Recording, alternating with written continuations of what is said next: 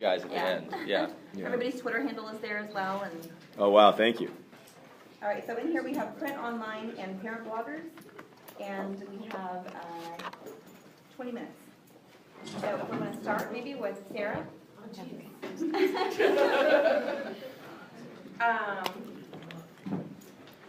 see, Shailene, I know I spoke to you briefly last night. The script, or at least the early draft of it, was written by the same guys who did Spectacular Now. And obviously that's a great film, and Miles is in it, which Miles is also in Divergent. Yeah, he is. I kind of wanted to go around and say, why isn't Miles in this movie? Because he's in a cameo. everything. He actually has a cameo. He walks by in No, the he background. doesn't. Oh, No, really? he doesn't. No, he doesn't. Everybody would be searching for Yeah. No, he's not in this film because there wasn't a role for him. It's mostly a joke question. There aren't that many. The Fault in Our Stars is such a small movie. Like when I was It's true, there are watching, not a lot of characters. when I was watching Divergent, I just kept being like, so many people in this movie have lines. You know? Like, Yeah, how do there's they fit these many there's like people? 60 people with lines. We have like 6 people with lines in our Yeah. movie. The difference is there were 60 people with lines in Divergent, but everyone only had one line. Yeah. Right. There's 6 people, but everyone has a line. Yeah. Everybody has, Do you know how Scott and Michael were chosen to write the script? I know a little bit about it. Do you? No. I don't. Yeah. They were chosen because they're the best. Yeah. Yeah, I mean, they were. Wick and Isaac, the producers of the movie, were looking for people who were good at book to movie adaptations, but who also. My main concern to them, the main concern that I had expressed was not with preservation of the story, but with preservation of the tone, which I thought was going to be really difficult to do. And I was worried the tone would get watered down, and so they talked to a bunch of people. They sent me a bunch of scripts. We had a lot of conversations, and then they finally said, we met with Weber and Neustadter, and they had an amazing take, and we think that they are the right people, even though they aren't. Initially they'd sort of wanted a writer-director type of person, and they said, we really believe that they're right, and they wrote 500 Days of Summer, and did you like that? And I was like, yeah, I like that. And they were like, well, read this script for this movie, The Spectacular Now. And I read it, and I was like, yes, those guys. So Yeah. good. Because I'd read the book, The Spectacular Now, Very and different. it's very, very different. But they captured something that was really essential, the tonally, which is much more interesting to me than capturing story.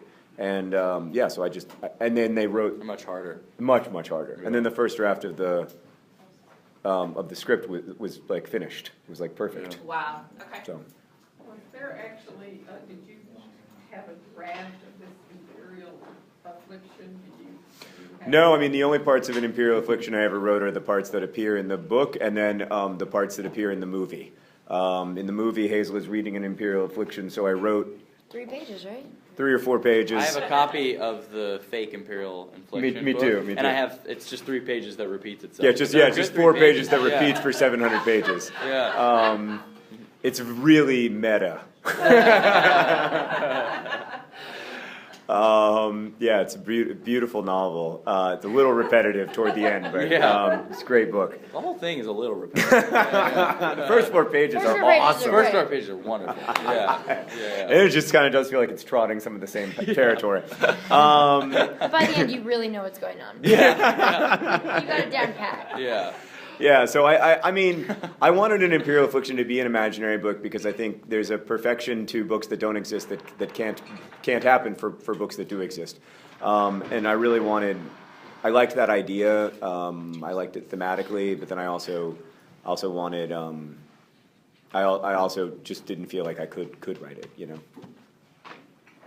you tap into the themes of teenagers talking to each other? And seem to have gotten that down really well. Yeah, I don't. I mean, I don't know anything about how they talk to each other. All of my friends are in their late 30s, and we have kids, and all we ever talk about is like what preschool our kids are going to go to.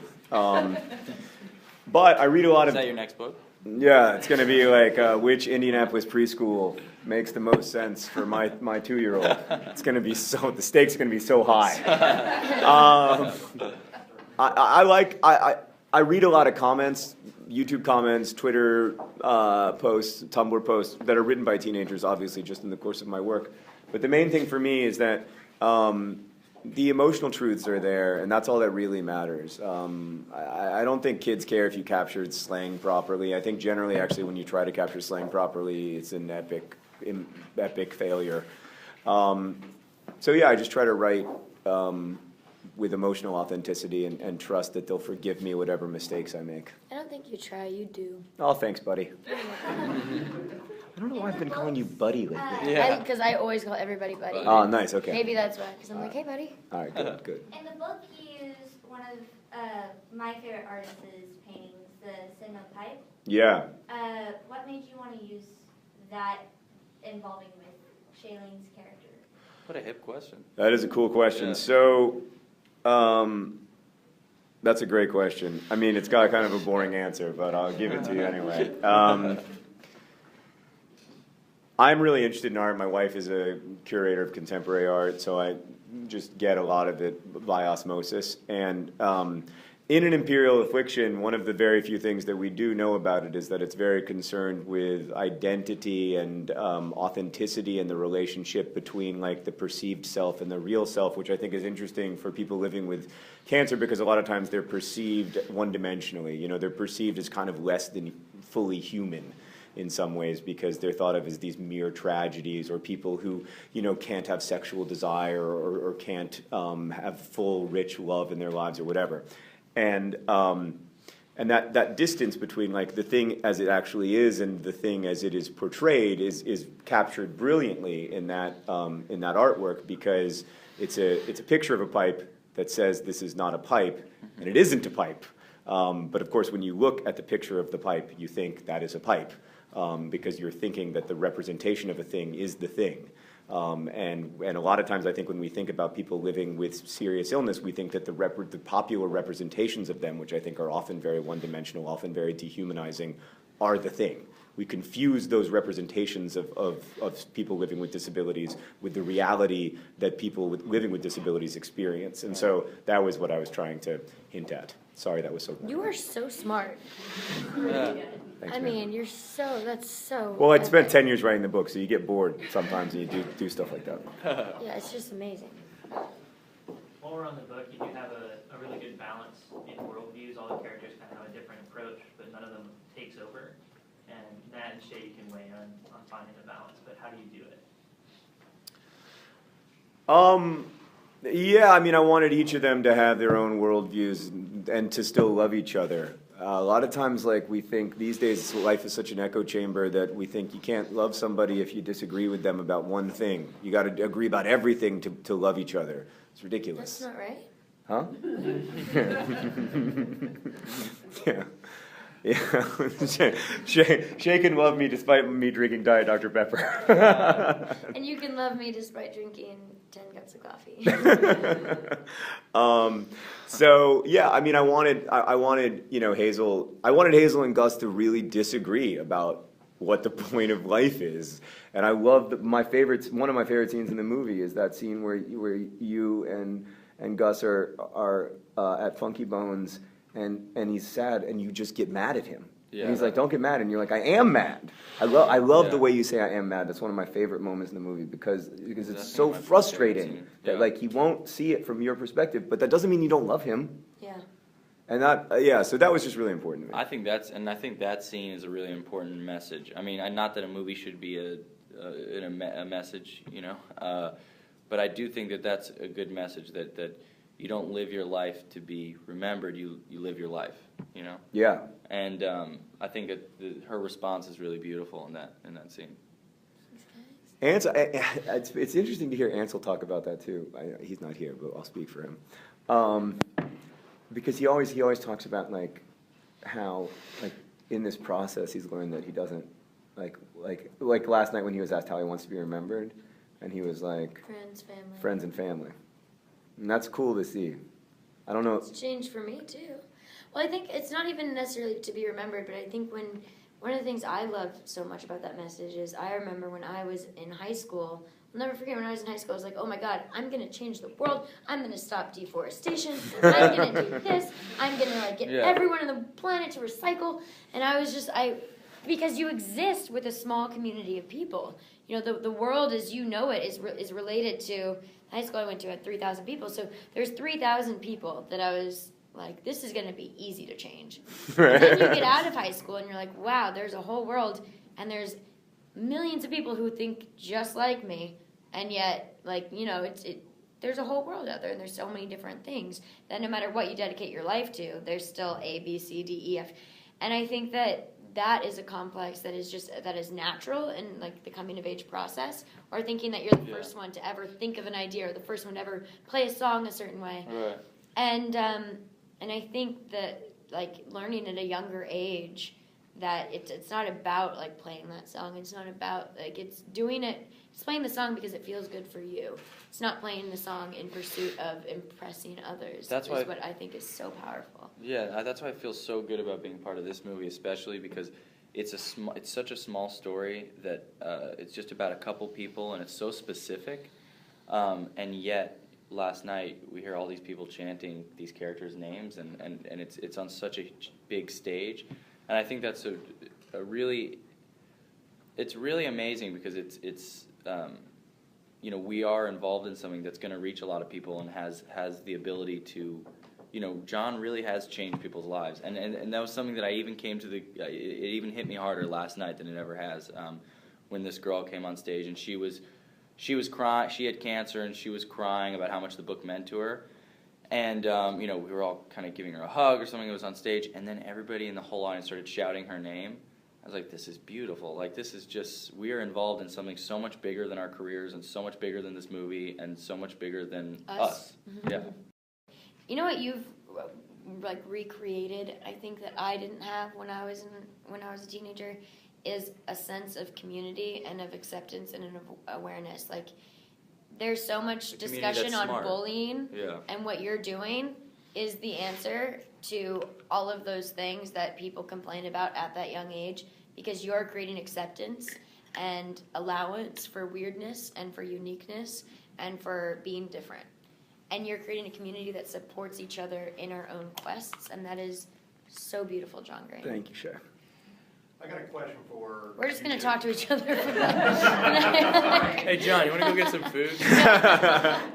Johnny Depp once wrote that for great acting performances, you have to put a part of yourself into that performance, or it's not acting, it's lying. What part of yourselves did you put into your roles? And sub-question, what did you take from your own interpretations of the characters you played from the book? If I can start that from Girl's father's perspective. Yeah, right? You can.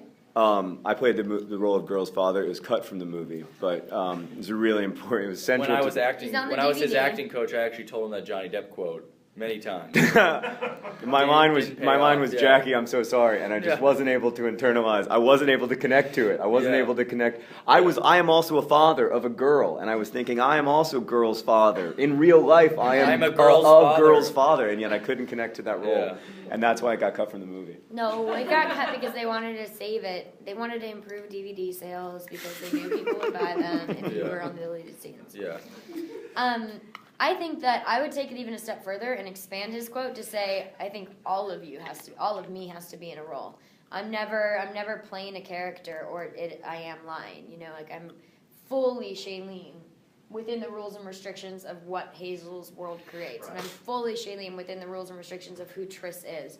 And yeah, the greatest thing that I ever received from a director was when I was working with Alexander Payne. He got to know us so well as human beings that he came up to me one day and he's like, you're not being you, be Shay. And that was his note, because I began to act, and I was acting a character versus just existing as a character, as myself through her eyes.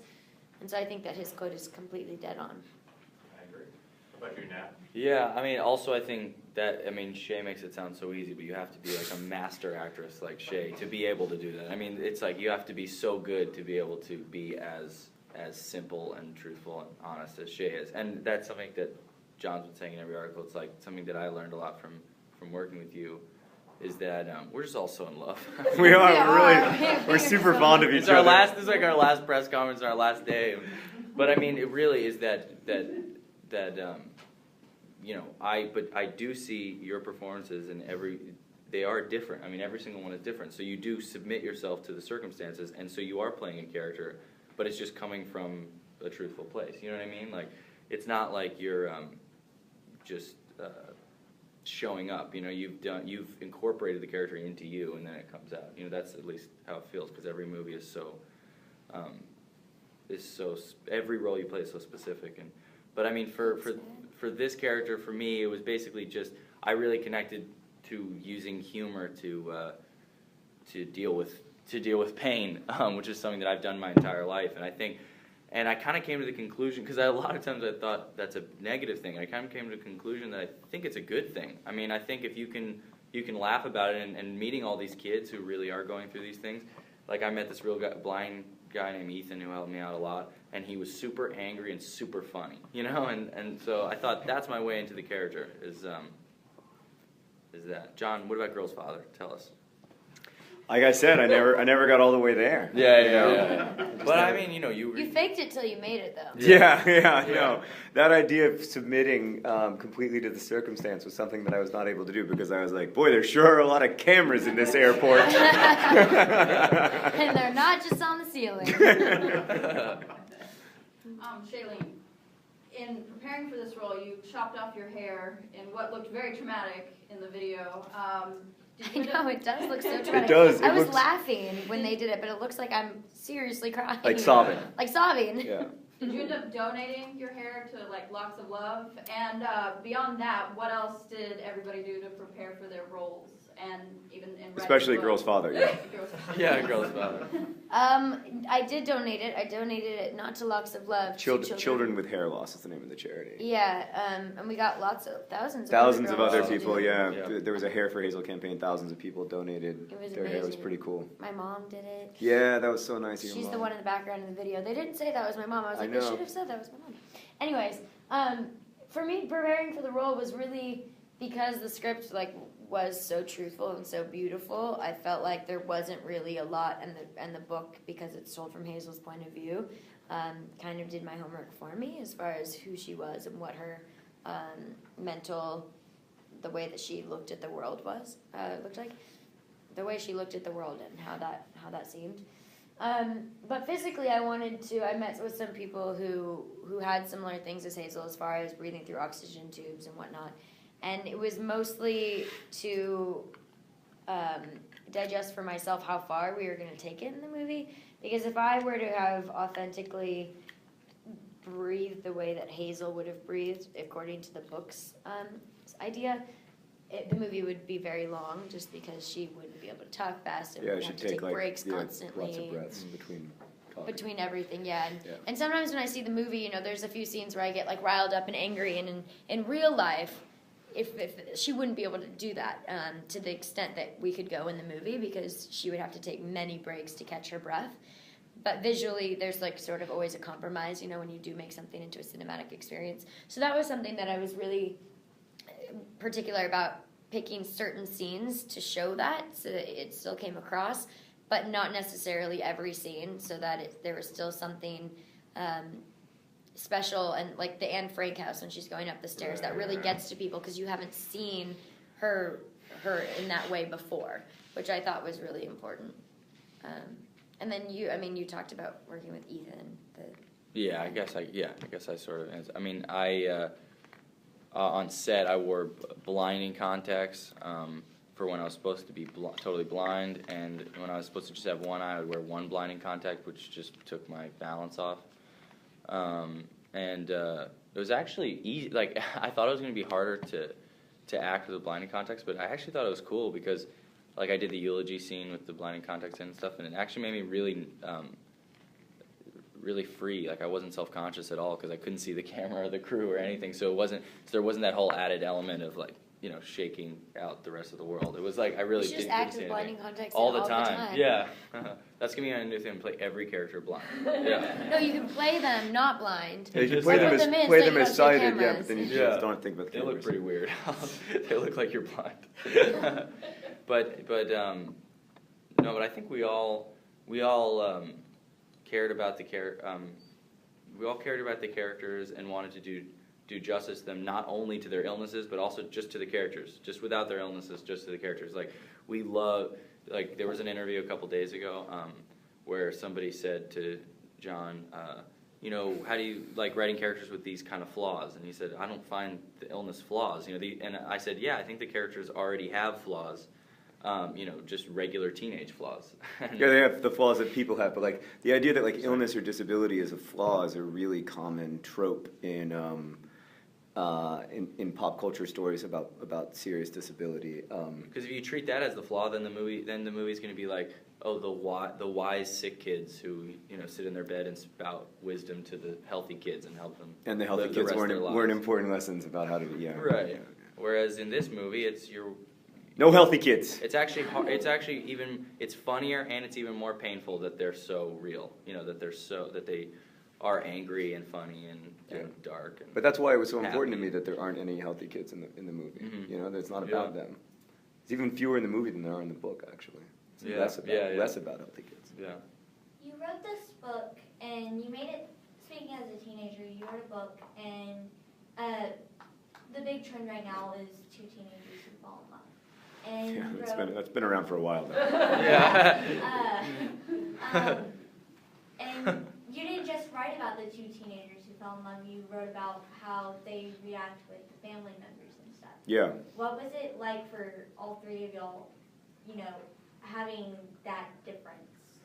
Well, I mean, I wanted this to be a family story as well as a love story. I wanted it to be about all kinds of love, not just romantic love. And the love between Hazel and her parents is extremely important in the book, and I think also in the movie.